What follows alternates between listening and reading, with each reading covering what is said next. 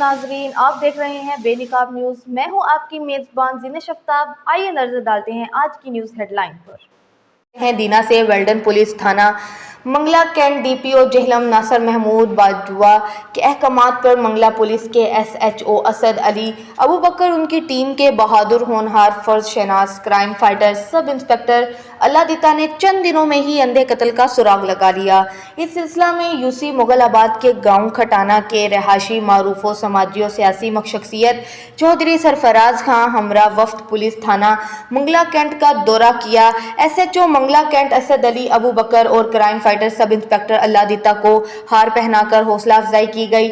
اس موقع پر خاتون سمیت 5 افراد کا قتل، سیریل اندھے قتل کا سراغ لگانے والے پولیس جہلم کے کرائم فائٹر انسپکٹر کا کہنا تھا کہ مجھے میرے آفیسر نے ٹارگٹ دیا کہ ملزم جلد از جلد کٹہرے میں ہو تاکہ علاقے بھر میں خوف کو دور کیا جا سکے۔